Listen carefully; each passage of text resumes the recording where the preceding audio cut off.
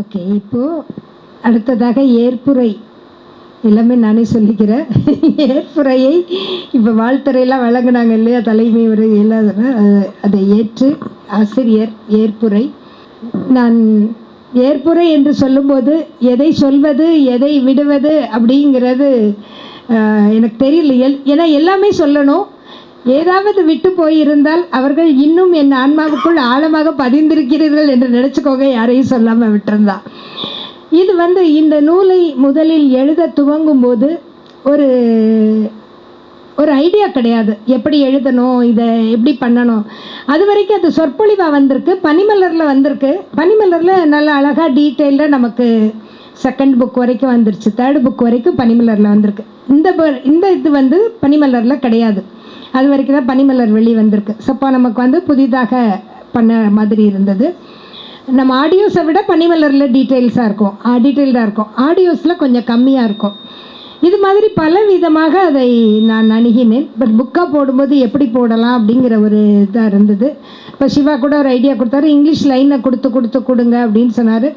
So அது ரொம்ப நல்ல முறையில் அமைந்தது. முதல்ல டாக்டர் பிரேமானந்தகுமார் அவர்கள்ட்ட நான் புக்கை இப்போ ஆரம்பிக்கிறேன், எழுத ஆரம்பிக்க போகிறேன்னு சொன்னேன். அவங்களுக்கு ஃபோன் பண்ணும்போது அவங்க சொன்னாங்க, இது வரிக்கு வரி மொழிபெயர்ப்புலாம் பண்ணாத, நீ அது பண்ண முடியாது, கஷ்டம் அப்படின்னு சொன்னாங்க. தெரியல, எனக்கு இது புதிதாக தான் இருக்குது, சரி பார்க்கலாம் அப்படின்னு சொல்லிட்டு ஆல்ரெடி புக் ஒன் நான் வரிக்கு வரி பண்ணியிருந்தேன். ஒரு சில லைன்ஸ் தான் விட்டு போயிருக்கோம், அதை அப்படியே கொடுத்துட்டேன். பட் புக் டூவில் ஒரு லைன் கூட ஒமிட் பண்ணலை. நீங்கள் பார்த்தீங்கன்னா தெரியும், புக்கை வச்சு ஃபாலோ பண்ணும்போது எந்த லைனும் ஒமிட் பண்ணல, சில வேர்ட்ஸ் ஒமிட் பண்ணியிருக்கலாம். அதுக்கப்புறம் புக் 3 புக் 4 அநேகமாக லைன்ஸ் ஒமிட் பண்ணாமல் வந்திருக்கு. கூடுமான வரைக்கும் அந்த மொழிபெயர்ப்பை கொடுத்துட்டு சில இடங்களில் மறைப்பொருள்கள் கொடுத்துருக்கேன். எல்லா இடங்கள்லையும் கொடுக்க முடியாது, ஒரு வரிக்கு அத்தனை விளக்கம் இருக்குது. அவர் சொன்ன மாதிரி ஒரு வரியில் வாசியோகம் அடங்குகிறது என்றால் அப்போ அதில் எவ்வளோ விளக்கம் இருக்கும், உள்ளார்ந்த பொருள் இருக்கும். ஸோ அதை கொடுக்கறதுக்கு கொஞ்சம் தடுமாறி ஒரு மாதிரி மூச்சு தண்ணி வர மாதிரி இருக்குது. இதை கொடுக்கலாமா வேண்டாமா? ஸோ ஒரு புக்கோட சைஸும் இருக்குது நம்மக்கிட்ட. இவ்வளோ பெரிய புக்காக போட்டால், சின்ன புக்காக போட்டாலே படிக்க நேரம் இல்லை அப்படின்னு சொல்கிற இருக்குது உலகம். அப்போ ஆனால் படிக்கிறதுக்கு நேரம் இருக்கணும், படிக்க இன்ட்ரெஸ்டிங்காக இருக்கணும், அந்த கருத்து உள்ளே போய் சேரணும். அது மாதிரி பல இதில் இந்த நூல் வெளிவந்தது. இது 4வது பாகம் வெளியீட்டு விழா. இது ஒரு குடும்ப விழாவாக அன்னை நடத்தி கொடுக்கிறார்கள். இதில் திரு வெங்கட் சார் முதல் வெளியீட்டு விழாவுக்கு வெங்கட் சார் வந்தார், நல்லி குப்புசாமி சார் அவர்கள் வந்தார்கள். வெங்கட் சார் இப்போவும் ஒரு மாதம் ஆயிடுச்சுன்னா என்னம்மா புக்கு வேலை எப்படி இருக்குன்னு மெசேஜ் அனுப்புவார். இப்போ கூட இன்றைக்கி மெசேஜ் அனுப்புனார், நான் மிஸ்ஸிங் த ஃபங்க்ஷன் அப்படின்னு சொல்லி. ரொம்ப அன்பு. கொஞ்சம் நான் ஒரு வாரம் வேலையை விட்டு விலகி இருக்கிறேன்னு வச்சுக்கோங்களேன். வெங்கட் சார்கிட்டேருந்து அவருக்கு எப்படி மதர் சொல்லுவாங்கன்னு எனக்கு தெரியாது. அவர் நீ புக் ஒர்க்கை பண்ணிங்களா அப்படின்னு கேட்டு மெசேஜ் அனுப்புவார். எனக்கு ஆச்சரியமாக இருக்கும். வெங்கட் சார்கிட்ட அவருக்கு எனக்கு பொதுவாக அதுக்கு முன்னாடி எங்களுக்கு கான்டாக்ட் கிடையாது. இந்த புக்கு ஆரம்பித்த பிறகு தான் அவரோட எனக்கு கான்டாக்டு. ஆனால் 2-3 முறை வெளியே பார்த்துருக்கேன், பேசியிருக்கேன், அவ்வளோதான். ஆனால் இப்போ கரெக்டாக மெசேஜ் அனுப்புவார்.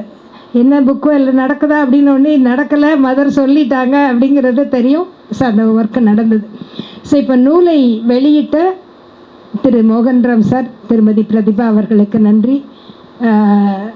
நூலை பெற்றுக்கொண்ட பாலு சார், பரிமளா அவர்களுக்கு நன்றி.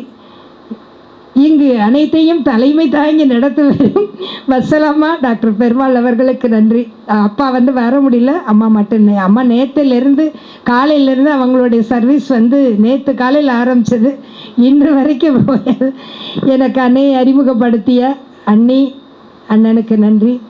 மீரா அவர்களுக்கு சொன்னேன். நீங்கள் அது போக எல்லா அன்பர்களும், திருமதி ரேவதி வந்திருக்காங்க. இந்த புஷ்பாஞ்சலி நடக்கும்போதெல்லாம் அவங்க அன்னபூரணியாக இருந்து எங்களுக்கு சாப்பாடு கொடுத்து விட்டுருவாங்க, ரேவதி சந்தானம். அப்போ நான் இந்த புக்கு எடுக்கும்போது ஒரு சின்ன டவுட் என்னன்னா, அணிந்துரை இதுக்கு நான் முதலில் போடுவதாக இல்லை. பகவானோட நூலை நம்ம மொழிபெயர்த்து போடுறோம், இதுக்கு எதுக்கு நமக்கு அணிந்துரைலாம் அப்படின்னு நினச்சேன். அப்படியே சிவா அம்மா அணிந்துரை போட, அணிந்துரை வேண்டாம் சிவா அப்படின்னு. கேளுங்களேம்மா, அணிந்துரை போட்டால் நல்லதானமான. எனக்கு ஒப்பவில்லை, மீறி உரைக்கும் வழக்கம் இல்லை. சிவா சொல்கிறான், சரி டாக்டர் பிரேமானந்தகுமார்கிட்ட வேணா முதல் அணிந்துரைன்னு, அவங்க தானே எல்லாருக்கும் தெரிந்தவங்க, கேட்போன்னு கேட்டேன். அவங்க ஒரு ஆளோட அணிந்துரை போட்டேன். அடுத்து அன்பர்களுடைய அணிந்துரை வரும்னு போட்டுட்டேன். 3வது இதுக்கு KMK Ramasamy sir, Varadarajan sir, அந்த மாதிரி அவங்க எல்லோரும் பெரியவங்கள்லாம் கொடுத்தாங்க. இந்த புக் வந்து தியான மையங்களை கான்சென்ட்ரேட் பண்ணியிருக்கேன். அடுத்து சில தியான மையங்கள் நான் அடுத்த புக்குக்கு வச்சுருக்கேன். அப்புறம் எனக்கு இது தோணுச்சு, இது வர வேண்டும் என்று தோணியது. ஏனென்றால் இது வந்து தமிழில் வரும்போது நிறைய பேருக்கு இந்த அணிந்துரையும் முன்னுரையும் நிறைய பேர் முதல்ல படிக்கிறாங்க. ஸோ அப்போ வந்து அவர்களுக்கு படிப்பதற்கு ஒரு ஊக்கமாக இருக்கணும். அப்போ என்னுடைய முன்னுரையை நான் எழுதும்போது வந்து சார் வந்து சொன்னாங்க, முதல் முன்னுரை எழுதும்போது நான் சிலருடைய பேரெல்லாம் குறிப்பிடணும்னு சொன்னேன்.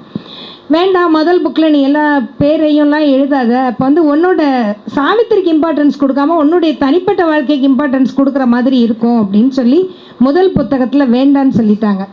ரெண்டாவது புத்தகத்தில் நான் வந்து ஒரு எல்லாருடைய பேரையும் கொடுக்க ஆரம்பித்த வரிசையாக. என் யூடியூப் சேனலுக்கு உதவுறவங்க, அப்புறமா நமக்கு இவ்வளோ நாள் இருந்து சர்வீஸ் பண்ணுறவங்க, ஸோ அவருக்கும் அதில் உடன்பாடு உண்டு. எப்போவுமே இங்கேருந்து தொடர்ச்சியாக வந்துட்டு இருக்கவங்களுக்கு நம்ம இது பண்ணணும். அப்போ வந்து அவங்களோட பேரை கொடுக்க ஆரம்பித்தேன். அடுத்ததாக அதில் வரிசை தொடர்ச்சி இந்த இதழிலும் தொடர்ந்திருக்கிறது. அதில் பாலசுப்ரமணியம் சார், பரிமளா பார்த்திபன், ராஜி கனகவேல், லலிதா அம்பலவாணன் எல்லோரும் வந்திருக்காங்க. ரேவதி சந்தானம் எல்லாருடைய பெயரையும் இந்த புத்தகத்தில் குறிப்பிட்டிருக்கிறேன், அதில் விடுபட்ட பெயர்களை. இப்போ முத்து மீனாட்சி பேரை, காமாட்சி அம்மா பேரெல்லாம் நான் எப்படி குறிப்பிட முடியும்? அவர்களெல்லாம் அணிந்துரை வழங்க சொல்லி குறிப்பிட்டுறணும். என்னோடு சேர்ந்திருக்கவங்க எல்லாரும் என்னுடைய பெயர் அதில் நிற்கும்போது உங்கள் எல்லாருடைய பெயரும் சேர்ந்து நிற்கணும். அதுக்கு தான் இந்த முன்னுரையும் இந்த அணிந்துரையும் எனக்கு காரணம். ஏன்னா என்னோட பேர் இன்னைக்கு நிலைத்து, சாவித்திரிக்கு உள்ள ஒரு பெரிய மகத்துவம் என்னென்னா நிலைத்து நிற்றல். அந்த நிலைத்து நிற்றல்ங்கிறது ஒரு பேர் நிற்கக்கூடாது. நான் வந்து முதலில் அவங்க பேர் எனக்கு சரியாக ஞாபகம் இல்லை, கர்மயோகி ஐயா இதுலேருந்து ஒரு முறை ஒருத்தர் பேச கூப்பிட்டுருந்தோம். அப்போ அவங்கக்கிட்ட சொன்னேன், கொஞ்சம் உடல்நல குறைவுனால இது பண்ணும்போது அவங்க சொன்னாங்க, நீங்கள் வந்து இந்த பேரை எழுதி வச்சு அந்த பேரை சுற்றி வாடாமல்லி பூ வைங்க அப்படின்னு சொல்லி சொன்னாங்க. அப்போ நமக்கு வந்து இப்போ பூக்களை கடந்து இன்னும் கொஞ்சம் நம்பிக்கை அதிகமாக இருக்குது. அப்போ வந்து பூக்கள் மூலமாக நம்ம அன்னை அருளை பெற முடியுங்கிற ஒரு பெரிய இது இருந்தது. மகேஸ்வரி அம்மா அப்போ சொன்னாங்க. அப்போ நான் சொன்னேன், இந்த பேரை எழுதி வச்சு வாடாமல்லி பூலாம் இப்போ கிடைக்காது, பாரிஸ் போய் வாடாமல்லி வாங்கிட்டு வந்து இப்படி போடுவேன். இப்போ வந்து ஆனந்தி துரை என்று பேரும் நிலைத்து நிற்கிறத ஒரு இப்போ பத்திரிக்கையில் இருக்குது, யூடியூப்பில் இருக்குது. அப்படின்னா அந்த வாடாமல்லி பூவுக்குரிய குணத்தை நான் பார்க்கிறேன். அவங்க சொன்னாங்கன்னா கூட யோசிக்கவே இல்லை, சொன்னால் செஞ்சிருவோம். அப்போ வந்து இப்போல்லாம் கூட பரவாயில்ல, பூ கிடைக்காட்டி பரவாயில்ல, மனசுக்குள்ளே நினச்சிக்கலாங்கிற கொஞ்சம் மெத்தனம்லாம் வரும். அப்போ அப்படி இல்லை, சின்சியராக பாரிஸ்க்கெலாம் வெளியே போக விட மாட்டாங்க. ஆனால் வீட்டில் கூட்டு குடும்பத்தில் இருக்கோம், தெரியாமல் எப்படியோ போயெல்லாம் வாங்கிட்டு வந்து வாடாமல்லி பூவில் அந்த பெயரை எழுதி சுற்றி வைப்பேன். அந்த பெயர் நின்றது, அந்த பெயர் நிலைத்தது. ஸோ இதெல்லாம் இருக்க உங்களுக்கும் சொல்லணும். நீங்கள் வந்து யாருக்கு உடல்நிலை குறைவி அப்படின்னா அந்த வாடாமல்லி பூவால் காப்பு போடுங்க அப்படின்னு சொன்னாங்க அவங்க. அது வந்து அப்புறம் வந்து எங்கள் தோட்டத்தில், இவங்க ஆஃபீஸில் தோட்டத்தில் வந்து பூ வந்து இவ்வளோ ஒரு கூடை வரும். இந்த வச்ச பூவை இவங்கக்கிட்ட ஆஃபீஸ் கொடுத்து அனுப்புவேன். அங்கே போய் அப்படி போட்டிருப்பாங்களா, அந்த தோட்டம் ஃபுல்லாக முளைச்சி ஒரு நாளைக்கு இவ்வளோ பெரிய கூடை வாடாமல்லி வரும். நான் என்ன செய்வேன், மதர் முன்னாடி ஒரு பெரிய துணி விரித்து அவ்வளோ வாடாமல்லியும் கொட்டி வைப்பேன். அப்படி அந்த வாடாமல்லி வந்து அவ்வளவு ஒரு அற்புதமாக செயல்பட்டது. அப்போ அந்த பெயர் நிற்றல் என்பதற்காக தான் அன்பர்களுடைய பெயர்களை இதில் நான் குறிப்பிட விரும்புகிறேன். இப்போ இதில் ரேவதி சந்தானம்னு போட்டிருக்கு. புக்கை வாசிக்கிற யாரோ ஒருத்தருக்கு தெரியாது, பட் அதில் ரேவதி சந்தானம் பேர் இருக்குது, எனக்குள்ள மனசுக்குள்ளே இருக்குது. ஒவ்வொரு திருமதி வத்சலா பெருமாள்னா அந்த பேர் எனக்குள்ளே இருக்குது, புத்தகத்தில் இருக்குது, அன்னை மனதில் இருக்கிறது. ஸோ அது மாதிரி இது நிலை நிற்றலுக்காக போட்டது. ஸோ இந்த இதழுக்கு அணிந்துரை வழங்கிய அன்பர்களே நன்றி. திரு மோத்திலால் நேரு சார், திருவனந்தபுரம் மையம், விஜயாமெல்லாம் லைனில் இருக்காங்க. ஸோ அவங்க வந்து இதற்கு அணிந்துரை வழங்கியுள்ளார். அடுத்ததாக முத்துக்குமார், தூத்துக்குடி தியான மையம். அடுத்ததாக மதுரை திருநகர் தியான மையம் வள்ளியம்மா. அடுத்தது மகாத்மா காந்தி நகர் சுந்தரம் சார். முத்து மீனாட்சி, திருமதி முத்து மீனாட்சி, திருப்பூர் தியான மையம். இன்னும் ஒரு அன்பர் கொடுத்த திருச்சி தியான மையம் தமிழ்வேல் சார். 6 பேரும் எனக்கு வந்து முன்னுரைக்கு அவங்க அணிந்துரைக்கு சிரமமே வைக்கல, சொல்லி போதே ஒரு வாரத்தில் தந்துடுறேன்ட்டாங்க. எல்லாருமே அழகாக 1 வீக்குள்ளே கொடுத்துட்டாங்க அணிந்துரை. ஸோ அது எல்லாமே நல்லபடியாக அதில் வந்திருக்கு. இன்னும் அடுத்த அன்பர்கள் தியான மையங்களுடைய அணிந்துரைகள் வரும். அணிந்துரை வழங்கிய அன்பர்களுக்கு எனது மனமார்ந்த நன்றி. அடுத்தது இந்த நூலின் ஒப்பு நோக்கும் பணியை செய்து கொடுத்த திருமதி சந்திரா நவநீதன் அவர்களுக்கு. ஏன்னா சந்திராமா நான் சும்மா இருந்தாலும் இனி அவங்க இருக்க விட மாட்டாங்க. ஆனந்திமா இன்னும் எழுதலையா அப்படின்னு கேட்பாங்க. இன்னும் அடுத்த கண்டம் ஆரம்பிக்கலையா, என்ன பண்ணிட்டு இருக்கீங்க அப்படிம்பாங்க. சந்திரம்மா கேட்டுருவாங்களேன்னு எழுதி கடற்கடன் எழுதி முடிக்கணும் அப்படின்னு நினைப்பேன்.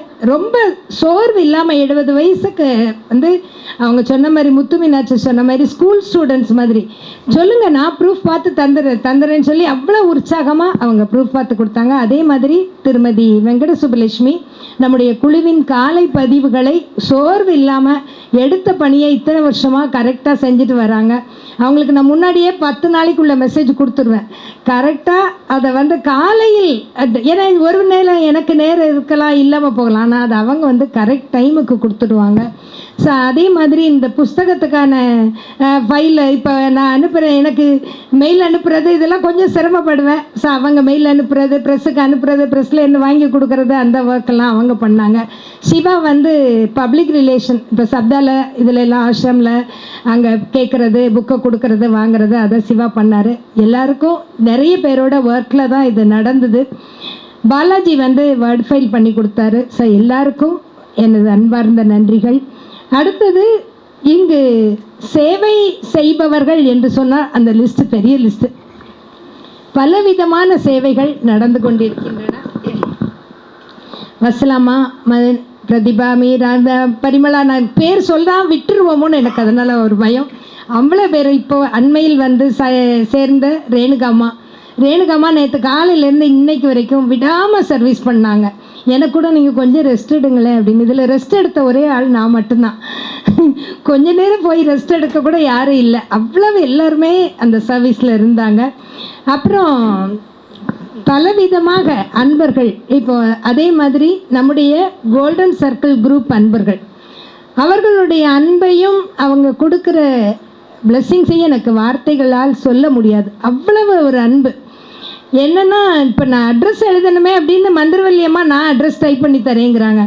ஒவ்வொருத்தரும் உங்களுக்கு நான் என்ன ஹெல்ப் பண்ணணும் சொல்லுங்கள், என்ன ஹெல்ப் பண்ணணும் அப்படின்னு. அப்போ இவ்வளவு உதவிகளும் தேடி வருகிறது. இப்போ நான் ஒரு கதை, என்னுடைய தனிப்பட்ட முறையில் நான் ஒரு சிறுகதை எழுதியிருக்கேன், இல்லை ஒரு நாவல் எழுதுகிறேன், ஒரு கவிதை புத்தகம் எழுதுகிறேன்னா அதுக்கு இத்தனை வரவேற்பு இருக்காது. இத்தனை வரவேற்பும் எதுக்குன்னா சாவித்திரிக்குரிய மகிமை. அப்படி நான் சொல்லுவேன், என்னுடைய வாழ்க்கையில் எத்தனையோ பிரச்சனைகளை நான் கடந்து வரும்போது இந்த கோவிலில் அந்த கோவிலில் பரிகாரம் பண்ணுங்க அப்படிலாம் எத்தனையோ நான் கேட்டிருக்கேன். ஆனால் எனக்கு எதுக்கும் பண்ண போகிறதுக்கு நேரமும் இல்லை, அதற்கான அவசியமும் சாவித்திரி ஒன்று தான் என்னுடைய வாழ்வுக்கான பரிகாரம். அப்படிப்பட்ட ஒரு பரிகாரத்தை எனக்கு அன்னை கொடுத்தாங்க. ஸோ எல்லா நேரமும் அதுலேயே இருக்கிறது எனக்கு எப்பவும் புத்தம் புதுசாக இருக்குது. எனக்கு வயசாகிட்டே போகுது. ஆனால் சாவித்திரியை இப்போ படித்தாலும் இதை சந்திரம்மா சொல்லுவாங்க, ஆனந்திம்மா இதை தானே நேற்று ப்ரூஃப் பார்க்க கொடுத்தீங்க, அப்புறமா இன்னைக்கு அதே தானே கொடுத்துருக்கீங்கன்னு படித்த மாதிரியே இல்லையே அப்படிம்பாங்க.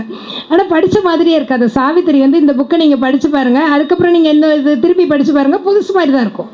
அது என்றும் இளமை, என்றும் புதுமை, என்றும் இனிமை தான் சாவித்திரி. அப்போ ஒவ்வொரு வார்த்தையும் அதில் நமக்குள்ள உள்ளுக்குள்ளே ஆழமாக பதியுது. ஆனாலும் எப்போவுமே புதுசு மாதிரி இருக்குது. அதுதான் சாவித்திரிக்குள்ளே உள்ள ஒரு பெரிய மிராக்கள். நம்ம அதை பலவிதமாக பண்ணிகிட்ருக்கோம். வரிகளாகவும் வாக்கியங்களாகவும் வார்த்தைகளாகவும் எப்படிலாம் உள்ள எடுத்துக்கணுமோ அப்படிலாம் எடுத்துகிட்ருக்கோம்.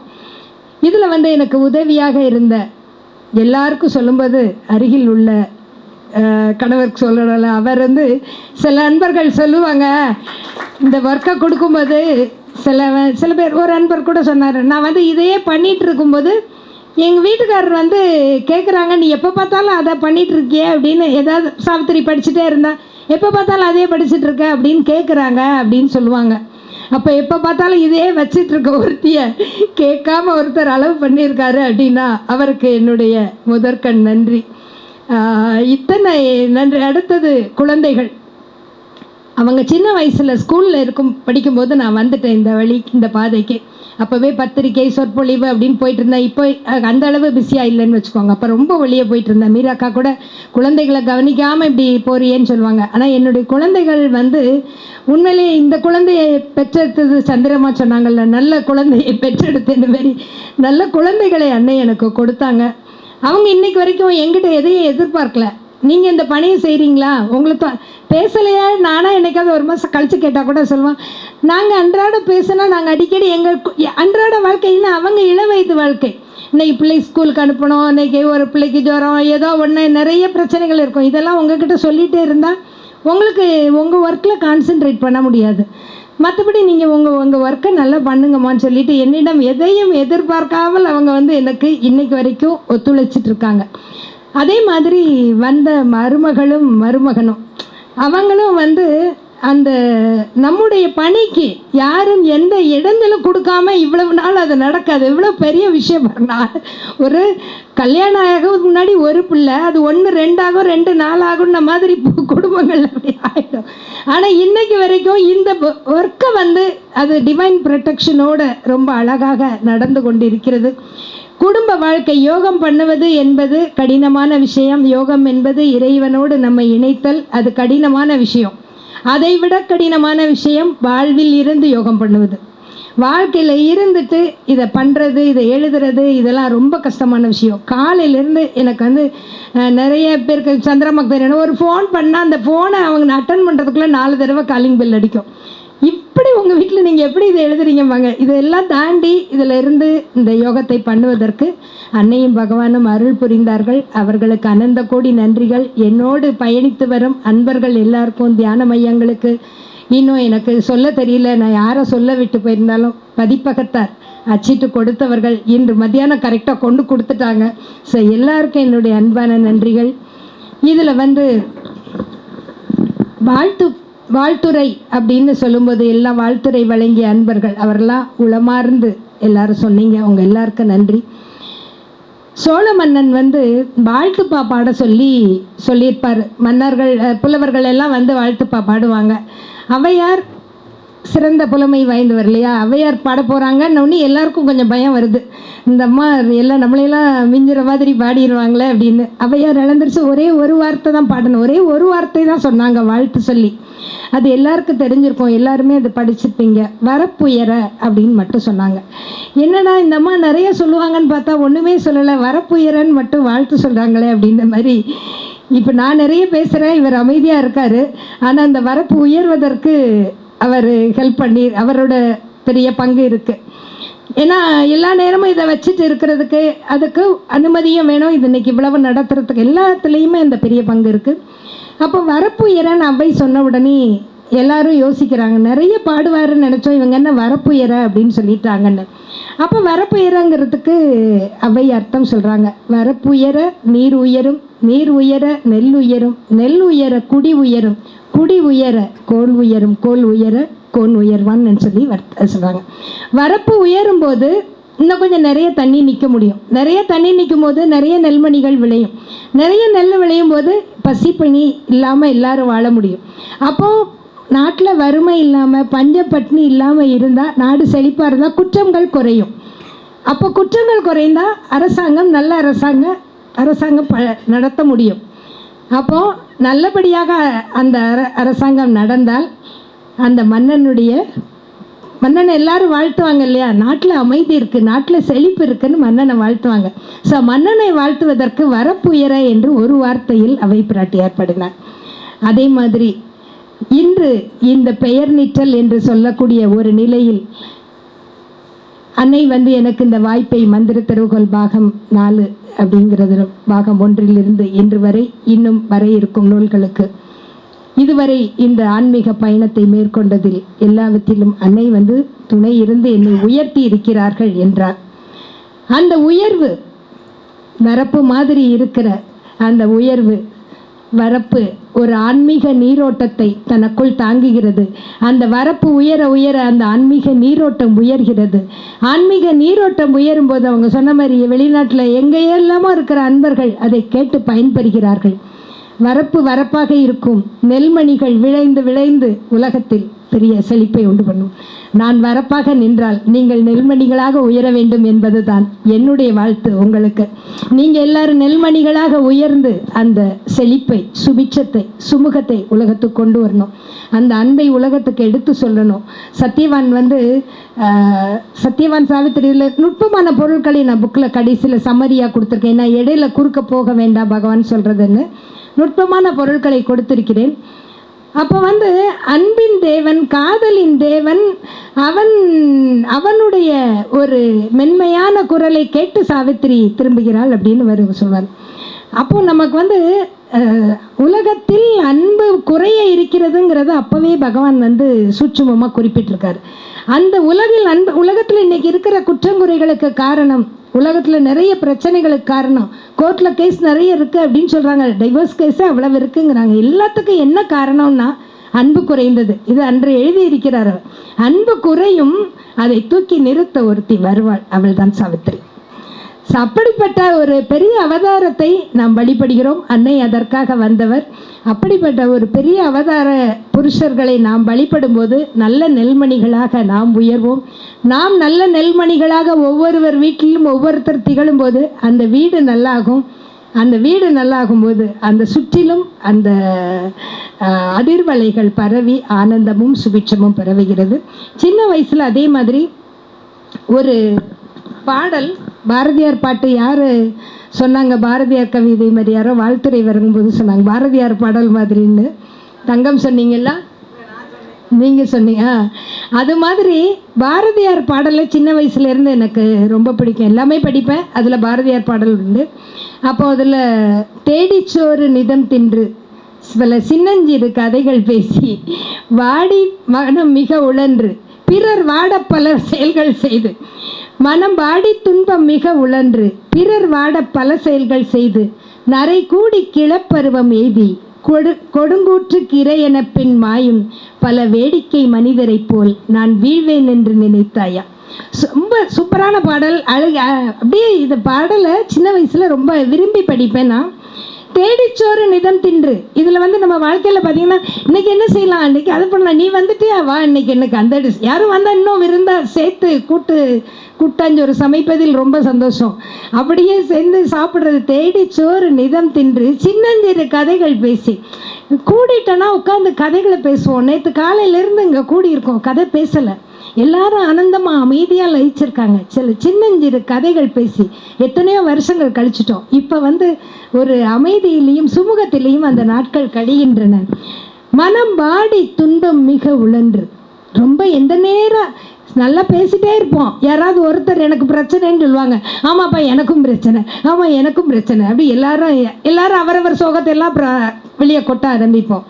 மனம் வாடி மிக உழன்று பிறர் வாட பலல் செயல்களை செய்து, மற்றவங்களை காயப்படுத்தணும்னா என்ன வார்த்தை சொன்னால் எப்படி காயப்படுவாங்க நமக்கு தெரியும், வேணும்னே யூஸ் பண்ணுவோம் அந்த வார்த்தைகளை.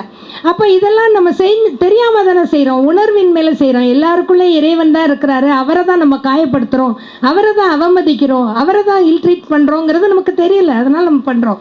பிறர் வாட பல செயல்கள் செய்து நரை கூடி கிளப்பருவம் மீது, என்னதான் டை அடித்தாலும் ஒரு கட்டத்தில் அந்த நரை நம்மளை தாண்டி போகுது. பாதுகாக்க வேண்டும். நிறைய டையை அடிக்கலைன்னு வச்சுக்கோங்க, பாதுகாக்க வேண்டியது இல்லை. இந்த பொய்யை மெய்யாக்க வேண்டும் என்று நாம் பாடுபடுகிறோம். அந்த டை அடிச்சுட்டு திடீர்னு டை அடிக்காமல் வெளியே போனால் ஐயோ இன்னைக்கு பக்கம் இவங்க வந்துட்டாங்களே, சொல்லிட்டு வந்திருக்கலாமே அப்படின்னு சொல்லுவோம். விட்டுறணும், ஒரு நாள் வேண்டாம், நான் இப்படி தான் இருக்கும்னு சொல்லி இயற்கைக்கு நாம் அப்படி இது இப்போ அந்த பொய்யை மெய்யாக்குவதற்கு நாம் பாடுபடுகிறோம்.